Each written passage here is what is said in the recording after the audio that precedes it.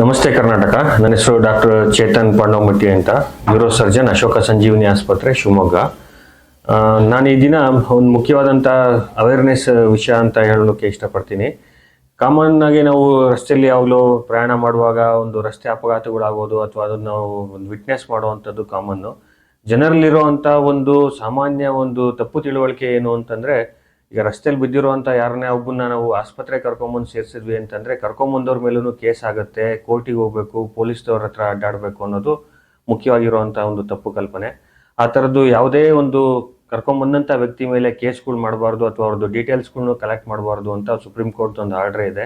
So ಯಾರೇ ಆಗಲಿ, ನಿಮಗೆ ಒಂದು ರಸ್ತೆಯಲ್ಲಿ ಹೋಗುವಂಥ ಸಂದರ್ಭದಲ್ಲಿ ಒಂದು ಅಪಘಾತ ಆಗಿದ್ದಂಥ ವ್ಯಕ್ತಿನ ನೀವು ಹತ್ರದಲ್ಲಿರುವಂಥ ಒಂದು ಆಸ್ಪತ್ರೆ ಕರ್ಕೊಂಡು ಹೋದರೆ ಅವ್ರ ಮೇಲೆ ಕರ್ಕೊಂಡು ಹೋದವ್ರ ಮೇಲೆ ಯಾವುದೇ ರೀತಿಯಾದಂಥ ಒಂದು ಕಾನೂನಿನ ಕ್ರಮಗಳು ಯಾವುದೇ ರೀತಿಯಾದಂಥ ಇರೋದಿಲ್ಲ. ಆಮೇಲೆ ಎರಡನೇದು ಮುಖ್ಯವಾದಂಥ ವಿಚಾರ ಏನು ಅಂತಂದರೆ, ಆಕ್ಸಿಡೆಂಟ್ ಆಗಿರುವಂಥ ಕೇಸ್ಗಳೆಲ್ಲದು ಇದು ಪೊಲೀಸ್ ಕೇಸ್ ಆದ ಕಾರಣ ನಾವು ಗೌರ್ಮೆಂಟ್ ಆಸ್ಪತ್ರೆಯಲ್ಲೇ ಟ್ರೀಟ್ಮೆಂಟ್ ತೊಗೋಬೇಕು, ಫಸ್ಟಿಗೆ ಹೋಗ್ಬಿಟ್ಟು ಗೌರ್ಮೆಂಟ್ ಆಸ್ಪತ್ರೆಯಲ್ಲೇ ತೋರಿಸ್ಬೇಕು ಅನ್ನೋದೊಂದು ಕಾಮನ್ ಆಗಿರುತ್ತೆ. MLC ಅಂತ ಕೇಸಸ್ ಮಾಡ್ತಾರೆ. MLC ಅಂದರೆ ಮೆಡಿಕೋ ಲೀಗಲ್ ಕೇಸಸ್ ಅಂತ. ಸೊ ಇದನ್ನು ಮಾಡಿಸೋದಕ್ಕೋಸ್ಕರ ನಾವು ಗೌರ್ಮೆಂಟ್ ಆಸ್ಪತ್ರೆಗೆ ಹೋಗಬೇಕು ಅನ್ನೋದು ಒಂದು ಕಾಮನ್ ಆಗಿ ಜನರಲ್ಲಿ ಇರುವಂಥ ಒಂದು ಮಿಸ್ಬಿಲೀಫು. ಆ ಥರನೂ ಏನಿಲ್ಲ. MLC ಅಂತ ಮಾಡುವಂಥದ್ದು ಯಾವುದೇ ಒಂದು ಖಾಸಗಿ ಆಸ್ಪತ್ರೆಯಲ್ಲೂ ಸಹ ಮಾಡುವಂಥ ವ್ಯವಸ್ಥೆ ಇರುತ್ತೆ.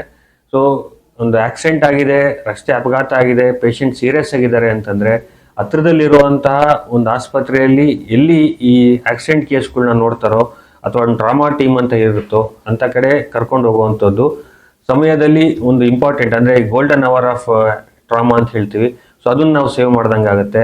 So most of the time ಏನಾಗುತ್ತೆ, ನಾವು ಸರ್ಕಾರದ ಆಸ್ಪತ್ರೆಗೆ ಹೋಗಬೇಕು, ಕೇಸ್ ಮಾಡಬೇಕು ಅನ್ನೋ ಒಂದೇ ಒಂದು ವಿಚಾರಕ್ಕೋಸ್ಕರ ನಾವು ಗೌರ್ಮೆಂಟ್ ಆಸ್ಪತ್ರೆಗೆ ಹೋಗೋದು, ಮತ್ತೆ ಅಲ್ಲಿ ಇಲ್ಲ ನ್ಯೂರೋ ಸರ್ಜನ್ ಫೆಸಿಲಿಟಿ ಇಲ್ಲ ಅಥವಾ ಆರ್ಥೋಪೆಡಿಷನ್ ಇಲ್ಲ, ಇನ್ಯಾವುದೋ ಒಂದು ಫೆಸಿಲಿಟಿ ಇಲ್ಲ ಅಂತ ಹೇಳೋದು, ಮತ್ತೆ ಇನ್ನೆಲ್ಲ ಒಂದು ಆಸ್ಪತ್ರೆಗೆ ಅವ್ರು ರೆಫರ್ ಮಾಡಿಕೊಡೋದು.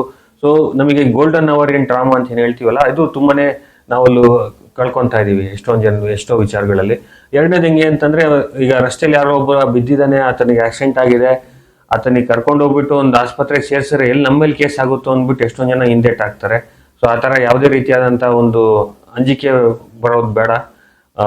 ಕರ್ಕೊಂಡ್ಬಂದು ಯಾರೇ ಅಡ್ಮಿಟ್ ಮಾಡಿದ್ರು ಅವ್ರನ್ನ ಬ್ರಾಡ್ ಬೈ ಅಂತ ಒಂದು ನಂಬರು ಅಥವಾ ಅವ್ರದ್ದೊಂದು ಹೆಸರು ಬರ್ಕೊಂತೀವಿ ಅಷ್ಟೇ ಹೊರತು ಅವ್ರ ಮೇಲೆ ಪೊಲೀಸ್ನವರಾಗಲಿ ಅಥವಾ ಕಾನೂನಲ್ಲಾಗಲಿ ಯಾವುದೇ ರೀತಿಯಾದಂಥ ಒಂದು ಕ್ರಮಗಳು ಇರೋದಿಲ್ಲ. ಓಕೆ. ಆಮೇಲೆ ನೆಕ್ಸ್ಟ್, ಆಕ್ಸಿಡೆಂಟ್ ಆದ ತಕ್ಷಣ ಒಬ್ಬ ರೋಗಿಗೆ ಅಪಘಾತ ಆಗಿದೆ, ರಸ್ತೆಯಲ್ಲಿ ಬಿದ್ದಿದ್ದಾರೆ, ಅವರಿಗೆ ನೆಕ್ಸ್ಟ್ ಎಲ್ಲಿ ಕರ್ಕೊಂಡು ಹೋಗ್ಬೇಕು ಅಂತ ಯೋಚನೆ ಬಂದರೆ, ಸೊ ಒಂದು ಅಪಘಾತ ಅಂತಂದರೆ ಅದು ತಲೆಯಿಂದ ಕಾಲು ತನಕ ಏನಂದರೆ ಹೆಡ್ ಟು ಟೋ ಯಾವುದೇ ಒಂದು ಭಾಗಕ್ಕಾದ್ರೂ ಪೆಟ್ಟಾಗಿರೋ ಸಾಧ್ಯತೆ ಇರುತ್ತೆ. ಸೊ ಮುಖ್ಯವಾಗಿ ನಮ್ಮಲ್ಲಿ ಅಲ್ಲಿ ಹೋಲ್ ಟ್ರಾಮಾ ಟೀಮ್ ಇದೆಯಾ ಅಂತ ನೋಡ್ಬೇಕಾಗತ್ತೆ. ಅಂದರೆ ತಲೆಗೆ ಪೆಟ್ಟು ಬಿದ್ದರೆ ನ್ಯೂರೋ ಸರ್ಜನ್ ಡಾಕ್ಟರ್ ಬೇಕಾಗ್ತಾರೆ, ಅದೇ ರೀತಿ ಸ್ಪೈನಲ್ ಇಶ್ಯೂಸ್ ಇದ್ರೂ ನ್ಯೂರೋ ಸರ್ಜನ್ ಡಾಕ್ಟರ್ಸ್ ಬೇಕಾಗ್ತಾರೆ, ಚೆಸ್ಟ್ ಇಂಜುರೀಸ್ ಇತ್ತು ಅಂದರೆ ಸರ್ಜನ್ ಡಾಕ್ಟರ್ ಬೇಕಾಗ್ತಾರೆ, ಒಂದೊಂದ್ಸಲ ಹೊಟ್ಟೆಯಲ್ಲಿ ಯಾವ್ದಾದ್ರು ಕರುಳು ಇಂಜುರೀಸ್ ಆಗಿತ್ತು, ಜಠರದಲ್ಲಿ ಏನಾದ್ರು ಪೆಟ್ಟಾಗಿತ್ತು, ಲಿವರ್ ಡ್ಯಾಮೇಜ್ ಆಗಿತ್ತು, ಕಿಡ್ನಿಗೆ ಏನಾದ್ರು ಏಟಾಗಿತ್ತು, ಸೊ ಈ ಥರ ಎಲ್ಲ ಇದ್ದಾಗ ಲ್ಯಾಬ್ರೋಸ್ಕೋಪಿಕ್ ಸರ್ಜನ್ ಬೇಕಾಗ್ತಾರೆ ನಮಗೆ. ಜೊತೆಗೆ ಅಥವಾ ಕೈ ಕಾಲಿನ ಯಾವುದೇ ಮೂಳೆಗಳು ಫ್ರ್ಯಾಕ್ಚರ್ಗಳಿದ್ದು, ಬೆನ್ನಿನ ಮೂಳೆಗಳು ಫ್ರ್ಯಾಕ್ಚರ್ ಇದ್ದು ಅಂತ ಸಂದರ್ಭದಲ್ಲಿ ಆರ್ಥೋಪೆಡಿಷನ್ಸ್ ಬೇಕಾಗ್ತಾರೆ. ಜೊತೆಗೆ CT ಸ್ಕ್ಯಾನು ಮತ್ತು MRI ಇರಬೇಕಾಗತ್ತೆ.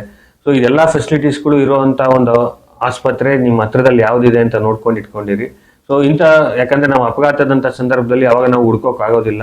ಸೊ ಪ್ರತಿಯೊಬ್ಬರು ನಿಮ್ಮ ಸುತ್ತಮುತ್ತಲು ಈ ಫೆಸಿಲಿಟೀಸ್ಗಳು ಇರುವಂಥ ಹಾಸ್ಪಿಟ್ಲ್ಗಳು ಯಾವುದು ಇದೆ ಅನ್ನೋದನ್ನು ಫಸ್ಟ್ ಒಂದು ನೋಟ್ ಡೌನ್ ಮಾಡ್ಕೋಬೇಕಾಗತ್ತೆ. ಸೊ ನಿಯರೆಸ್ಟ್ ಯಾವ್ದು ಹಾಸ್ಪಿಟ್ಲ್ ಇರುತ್ತೋ ಆ ಎಮರ್ಜೆನ್ಸಿ ಅವರಲ್ಲಿ ಟ್ರೀಟ್ಮೆಂಟ್ ತೊಗೊಳ್ಳೋವಂಥದ್ದು ಉತ್ತಮ. Where the trauma team is available 24/7. So ಇಷ್ಟೆಲ್ಲ ಫೆಸಿಲಿಟೀಸ್ಗಳು ಇರುವಂಥ ಒಂದು ಟ್ರಾಮಾ ಟೀಮ್ ಅಂತ ಏನಿದೆ, ಸೊ ಆ ಟ್ರಾಮಾ ಟೀಮಲ್ಲಿ ಸರ್ಜನ್ ಇರಬೇಕು, ಅನಸ್ಥೆಟಿಸ್ಟ್ ಇರಬೇಕು, ಆರ್ಥೋಪೆಡಿಷಿಯನ್ ಇರಬೇಕು, ನ್ಯೂರೋ ಸರ್ಜನ್ ಇರಬೇಕು. ಸೊ ಇಷ್ಟೆಲ್ಲ ಫೆಸಿಲಿಟೀಸ್ಗಳು ಇರುವಂಥದ್ದು ಅಶೋಕ ಸಂಜೀವಿನಿ ಆಸ್ಪತ್ರೆಯಲ್ಲಿ 24/7 ಇರುತ್ತೆ.